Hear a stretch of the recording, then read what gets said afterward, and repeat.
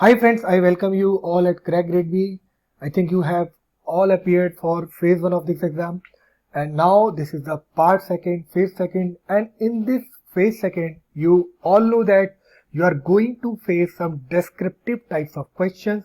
You are going to get 2 questions of 15 marks and 2 questions of 10 marks. So in this video we are going to discuss, and I have started this series for covering these descriptive types of questions and how you will write effectively these descriptive types of questions while you are going to face these types of questions in your exam. So before moving ahead, I would like to inform you that we have prepared our course and we are providing this course at ₹2499 and we are covering all these topics. And for phase second, we are giving 5 ESI and ARD mock test, and along with this test, we are giving 3 descriptive types of question in our test series. We have recently launched our app, and along with this launching offer, we are giving 2 ASI ARD GA mock test absolutely free for all new users, and we are also providing our test series at ₹499 only. Our paid users can register at app and send email to us, that is at crackgradeb@gmail.com for access in app. We are working on iOS app and we will launch it soon. For more update, you can visit our website www.crackgradeb.com. So friends, you are seeing this figure, and this is the very basic figure while you are writing any question that is descriptive in nature. So there are 3 sections. The first is introduction, the second is main body, and the third is conclusion. My suggestion is to you that you will write introduction and it should be appropriate. I will tell you how much appropriate it should be. Main body should be either in bullet or paragraph form. And in last, you are going to give a balanced conclusion. Balanced conclusion, how you will write, I will tell you. I will give you the one question, and then how this question you will write in this structure, I will also tell you in my subsequent slide. First of all, introduction, how you will write introduction. You can divide your introduction in 3 sentences. How? First of all, the crux of the problem, issue or idea. That question is inquiring, then you will tell about the crux of the problem, issue, idea in your introduction. Then you will add 1-line version of the answer that you are planning to write. And if the space permit you, then you can write some verdict, sentiments or judgment in another line. So these 3 lines can cover your whole introduction. Second, how you will write your main body.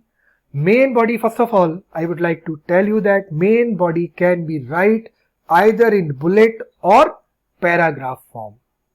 So where you will use your bullet, where you will use your paragraph, then it will depend upon you. Then there are some more points by taking consideration these points, you can decide that how you are going to write your answer. Either you are going to write your answer in bullet form or you are going to write your answer in paragraph form. If your question is asking about the negative and positive point, for example, he has asked a scheme that give your views about the pros and cons of this scheme. For example, any scheme government which is launched by our government, and he is asking pros and cons of this scheme, then it means some negative point or positive point. Then what will you do? You can either list all the positive point in one paragraph and list the negative in the second paragraph, or you can go for positive or negative combination in each paragraph. It depends upon you, and write this question in paragraph form. There are some questions which is based upon some opinion. So opinion means generally some social types of question, just like it will cover in your economic and social issues section. And you will find that if someone is getting opinion from your side, then ideally this question's answer for this question should be written in paragraph form. But there are some questions which maybe depends upon facts based. So a fact based answer can be written in both paragraph or in bullet or in combination of both. But my suggestion is that if you are giving some answer of a fact based question, then you can use a combination of both paragraph and bullet. Now we will come to the conclusion part. Then how will you conclude your answer? It is very important part. Actually, if you are going to conclude your answer, first of all, begin with a simple sentence. Simple sentence is used for whole of your answer. Do not use very tough language, because it is not going to in favor of you if you are going some tough word. Write your answer in a very simple way. It is going to be in favor of you if you are using very simple words, because simple sentence can give your better impression upon your examiner.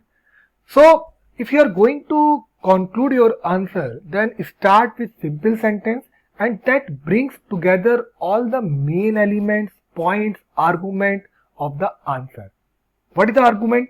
Whatever you have told in your main body, you are going to conclude. So whatever elements, points, argument you have used in your main body, you have to conclude it, and your conclusion should be combination of all these element, points and arguments. Whatever points, argument you have used, you should strictly follow it. Then last sentence of the conclusion should be a general statement, and it will reiterate the verdict, sentiment, judgment mentioned in the introduction. If you have mentioned any verdict, sentiments and judgment in your introduction section, then you are also going to use this verdict, sentiment and judgment in your concluding section. Friends, why I am telling you about this introduction, main body and this conclusion? Because first of all, one thing keep in your mind: do not optimize, do not overemphasize, do not overestimate your answer. You have to give your answer in a very balanced way. Over optimization is not going in favor of you, so please avoid over optimization. Whatever you know, give whatever knowledge you have. You have to present your knowledge in a very simple way to the examiner. So this is a conclusion. Now we will see how we will use this introduction, main body and conclusion in our answer writing section. So I have prepared a question for you. Then you will see that how you are going to write this question in a very simple way, and how you will structure your question into introduction, main body and conclusion. So it is a very simple question. The question is, write down the important steps taken by the government in Union Budget 2021 and 22 for the agriculture and allied sector. First of all,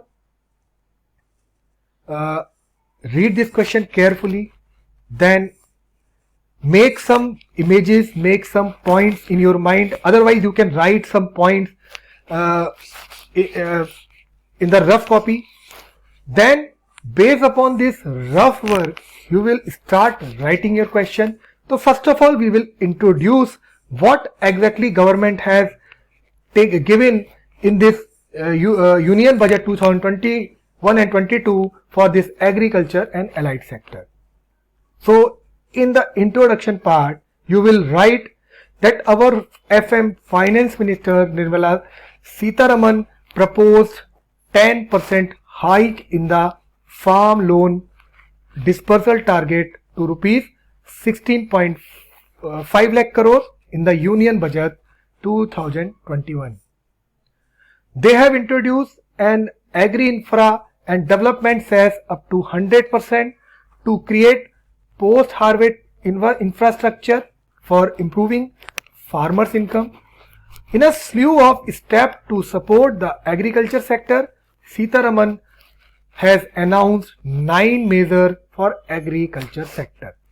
So friends, what you have done, you have highlighted the important point of this union budget, what they have what they are going to give, what they have declared for this agriculture and allied sector.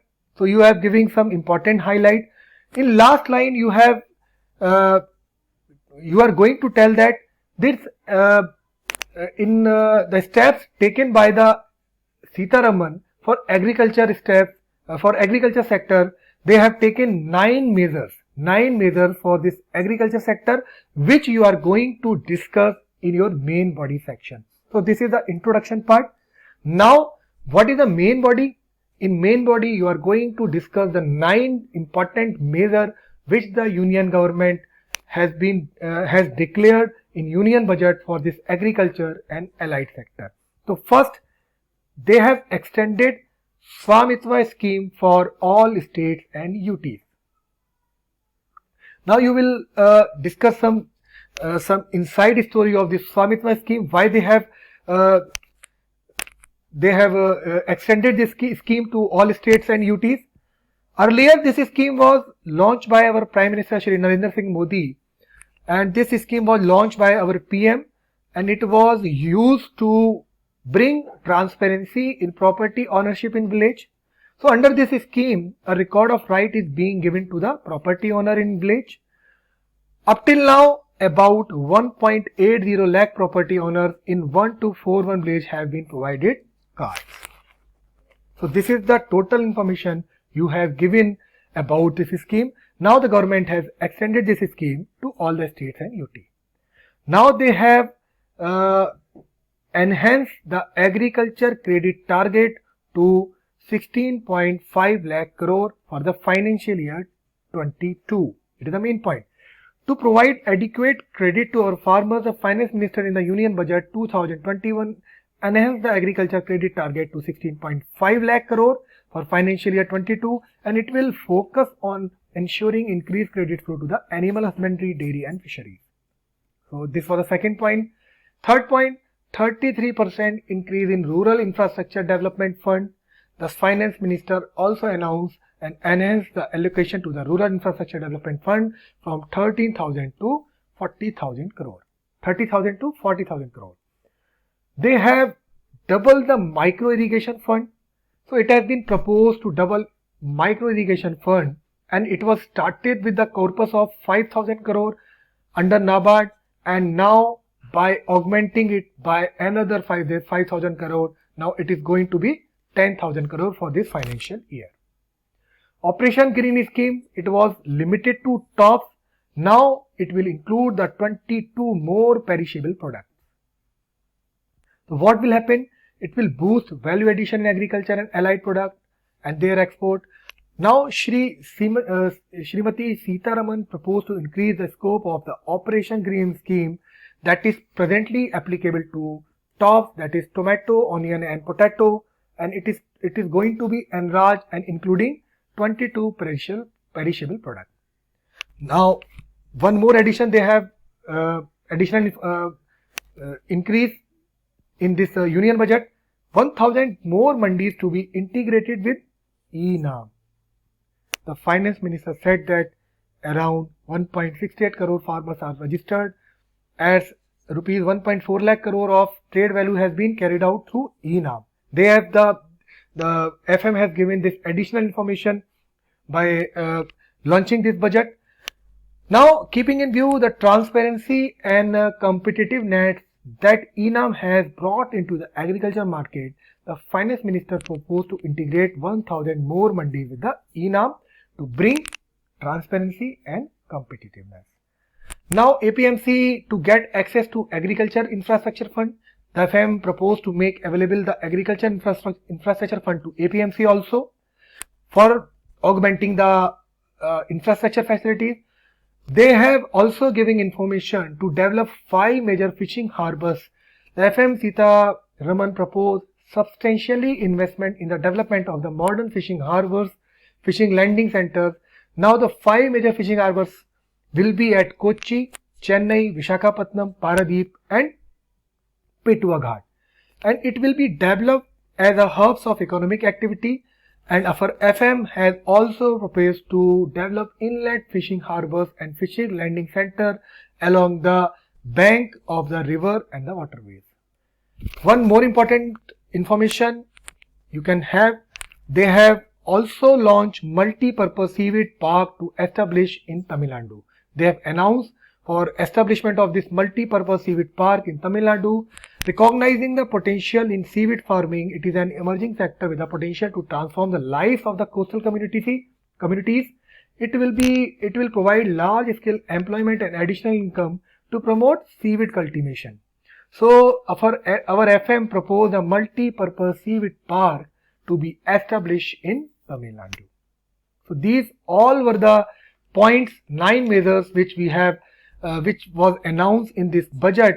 So while you were writing your main body, you have mentioned all these 9 measures. Now we will come to the conclusion part. By this figure, I am remembering you while you were writing your conclusion, it should be balanced. So how will you give your balanced conclusion? First of all, conclusion should always be positive, and if you are able to represent your negative views in a very positive manner, so you can also write some negative points also. So the conclusion can be right. The budget 2021 promised several measures to strengthen rural and agriculture infrastructure development through value generation and market realization. Be it improve availability to the credit of the farmers and increase allocation to the rural infrastructure fund, which I have mentioned in our main body. We have talked about the rural infrastructure fund, we have talked about the agriculture credit facility, we have talked about the credit flow to the agriculture sector. So we are concluding and we are covering all these points in our conclusion also. Now the development of infrastructure for the aquaculture sector, the proposal put forward in the budget hold promise of ensuring enhanced opportunities and better profits for the farmers. If these provisions will be implemented effectively, then it will ensure income of the farmer as well as promote diversification. So this is the balanced conclusion you can write in your answer. So friends, in this question we have talked about the introduction, we have talked about the main body, we have talked about the conclusion, and in my answer we have covered all the points related to the budget which was the demand of the question. So you can write your answer in this way, and we will start our answer writing practice with my videos. You can see my videos when I will upload these videos in upcoming days. So till then, thank you and happy learning. पढ़ते रहिए, मेहनत करते रहिए.